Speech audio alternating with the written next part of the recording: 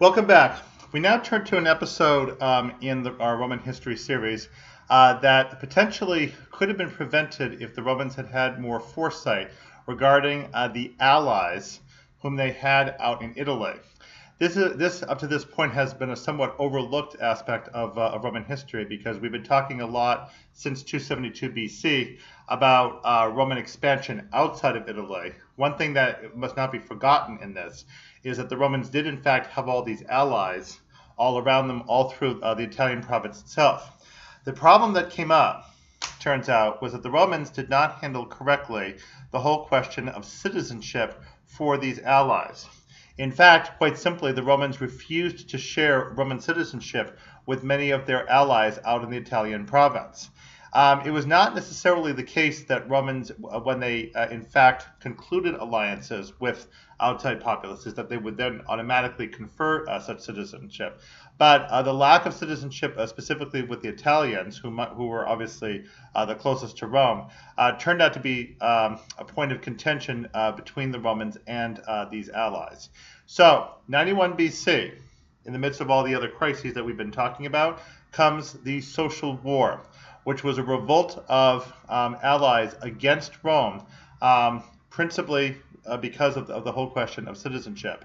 This what dragged on for 2 years until 89 BC, and eventually in 89 BC, the Romans concluded peace with these allies by finally granting them that citizenship.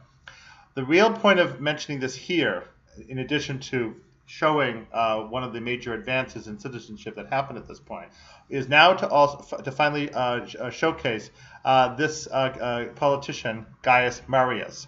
As we talked about in the previous video, Gaius Marius was a excuse me, a parvenu, basically, somebody who made his way up the social ranks from a position in a family that had not had any kind of political prestige or position previously.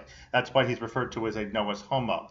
Gaius Marius, as we mentioned, ended up having altogether 7 consulships, some of which were consecutive, and most of them were in a string in the 100s BC. The exception was his final year of his life, 86 BC. That was, in fact, his 7th consulship.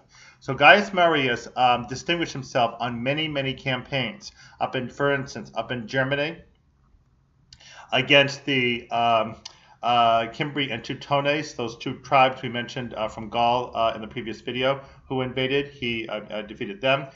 He campaigned in the province of Numidia, and he, of course, most famously was successful at defeating the African king Jugurtha to help secure the North African province, even though it still had quite a few years of unrest before it finally got settled down during the period of the empire. So Gaius Marius was at this point the most successful plebeian politician in general that the Roman plebs had seen. And as he gradually rose through the ranks, he also became much more involved closely in Roman politics, especially in his position as general and also as consul in politics.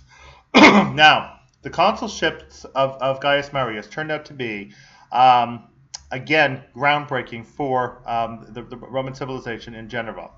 One thing that had been previously completely disallowed for any Roman citizen, even a patrician, was to own a private army.